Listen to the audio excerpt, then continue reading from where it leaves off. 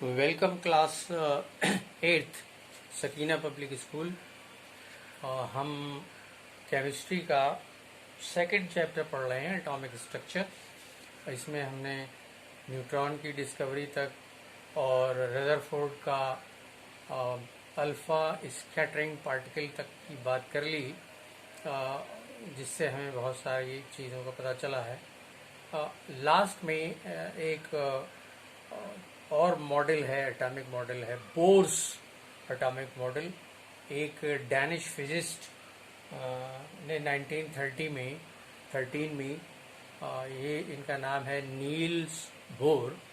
इन्होंने रदरफोर्ड का जो मॉडल था उसको एक्सेप्ट करते हुए फिर अपना एक मॉडल दिया और उसमें इन्होंने बताया कि एक्चुअल एटॉमिक स्ट्रक्चर या एटम का स्ट्रक्चर क्या हो सकता है।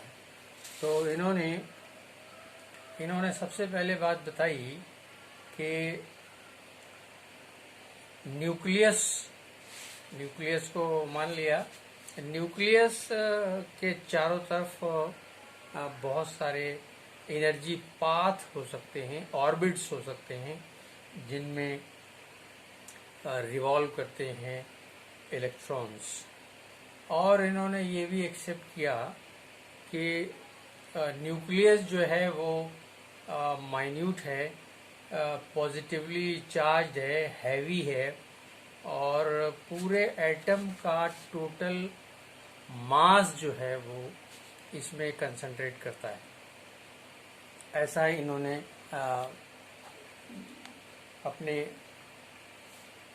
अपना जो कंसेप्ट दिया इन्होंने एटॉमिक मॉडल का, उसमें बताया। फिर उन्होंने बताया कि जो ऑर्बिट्स हैं वो उनकी एनर्जी, या उनको एनर्जी शेल भी कहते हैं, एनर्जी शेल्स जो हैं वो उनके पास डेफिनेट अमाउंट ऑफ एनर्जी होता है।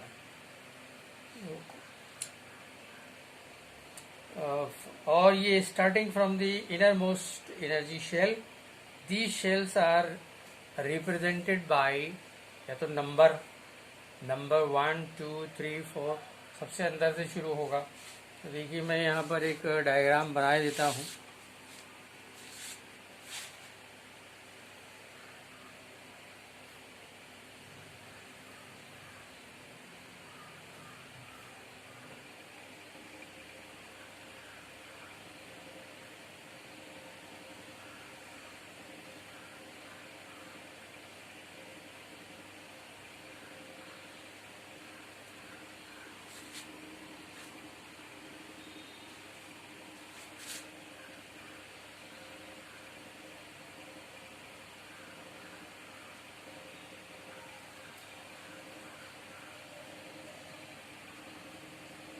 ये न्यूक्लियस में प्रोटॉन्स और न्यूट्रॉन्स हैं और उनके चारों तरफ एनर्जी शेल हैं। इन एनर्जी शेल्स का नाम दिया गया 1, 2, 3, 4 या KLMNOP। इनकी अपनी अपनी एनर्जी है और इनकी शेल जो शुरू होती है वो न्यूक्लियस के करीब से, सबसे पहले न्यूक्लियस के करीब सबसे पहली, उसके बाद दूसरी, और हर एक ऑर्बिट में उसकी अपनी एनर्जी होती है। एनर्जी जो है वो डेफिनेट है और हर ऑर्बिट के लिए वो मुस्तकिल है।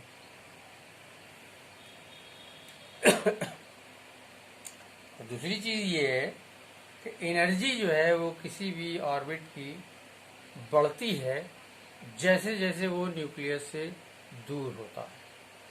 यानी जो न्यूक्लियस के करीब है उसके पास एनर्जी सबसे कम है उस ऑर्बिट में, और जो सबसे दूर है, तीसरा, चौथा, पांचवा, इनके पास बढ़ती जाएगी एनर्जी, इनकी एनर्जी बढ़ती जाएगी और इनके पास ज़्यादा एनर्जी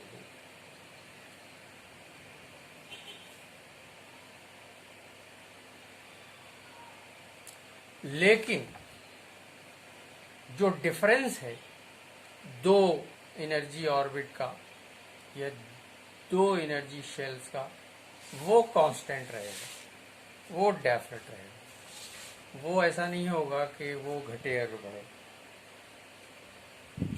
तो इस अरेंजमेंट ने ये मान लिया गया, बोर्ड ने इस अरेंजमेंट को मान लिया कि अंदर प्रोटॉन्स हैं न्यूक्लियस के और न्यूट्रॉन्स हैं, और टोटल मास जो है वो कैरी करता है या कंसंट्रेटेड है न्यूक्लियस में, और इसके चारों तरफ एनर्जी शेल्स हैं। जो एनर्जी शेल न्यूक्लियस के सबसे करीब है उसकी एनर्जी सबसे ज़्यादा है, और जो दूर होता जा रहा है उसकी एनर्जी घटती जा रही है। लेकिन कोई भी दो एनर्जी शेल्स के बीच में एनर्जी का डिफरेंस जो है वो कांस्टेंट है। इसके अलावा उन्होंने कहा कि जो इलेक्ट्रॉन हैं इन एनर्जी ऑर्बिट में रिवॉल्व करते हैं। इस तरह से उन्होंने एक चीज़ और बताई, और वो थी कि बोर्स ने सक्सेसफुल मॉडल पेश किया। इसमें हाइड्रोजन एटम का भी डिस्क्रिप्शन इससे पता चल जाएगा। It also explain the arrangement of elements in the periodic table, और इनके इस मॉडल से एक पीरियोडिक टेबल जो आपने देखी बनाई गई, उस पीरियोडिक टेबल में आपने देखा कि जो अरेंजमेंट ऑफ एलिमेंट्स है वो बड़ी सुविधाजनक तरीके से इस मॉडल की मदद से अरेंज हो जाता है। और मॉडर्न थ्योरी में मौजूदा समय में इस मॉडल को क्वांटम थ्योरी के नाम से जाना जाता है। Quantum theory of atomic structure. और ये मॉडर्न एटॉमिक मॉडल जो है, ये सब जितने भी साइंटिस्ट हैं, जेम्स चैडविक हैं, जे थॉमसन हैं, अर्नेस्ट रदरफोर्ड हैं, यूजेन ग्लाइडस्टाइन हैं, इन सब ने मिलकर जो चीज़ें डिस्कवर की थी, उन सब को मिलाकर मॉडर्न एटॉमिक थ्योरी का कंस्ट्रक्शन हुआ। और ये पता चला कि एटम में 3 तरह के पार्टिकल्स हैं।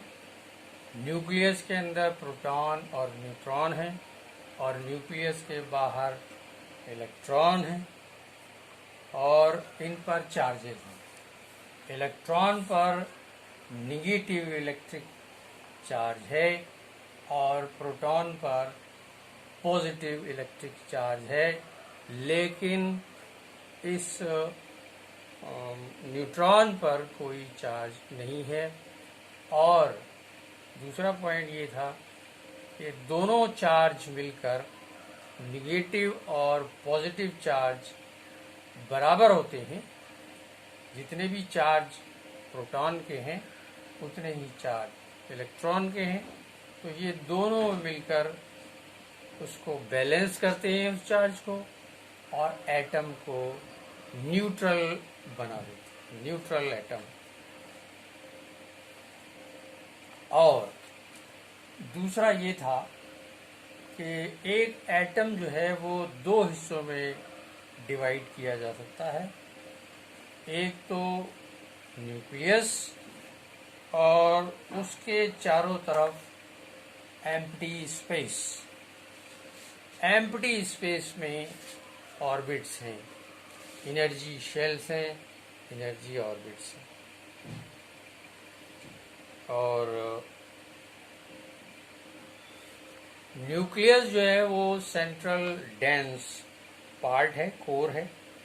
और न्यूक्लियस के अंदर प्रोटॉन्स और न्यूट्रॉन्स हैं। इन दोनों को मिलाकर एक नाम दिया गया, न्यूक्लियॉन्स। तो nucleon, the total mass of an atom concentrated in its nucleus. Electron बहुत हल्के होते हैं, लेकिन प्रोटॉन और न्यूट्रॉन मिलकर जो टोटल मास बनाते हैं।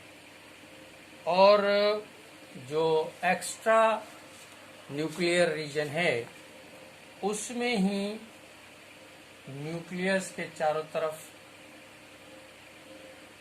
बहुत सारे ऑर्बिट्स होते हैं, एनर्जी शेल्स होती हैं, जिनकी एनर्जी फिक्स होती है। सबसे ज़्यादा एनर्जी न्यूक्लियस के करीब वाले में और सबसे कम जो उससे दूर हो जाए, लेकिन डिफरेंस हमेशा कायम रहता है और फिक्स रहता है। तो एटम जो है वो इलेक्ट्रिकली न्यूट्रल, उसकी वजह बता दी हमने कि उसमें बराबर बराबर चार्जेस हैं प्रोटॉन के और इलेक्ट्रॉन के।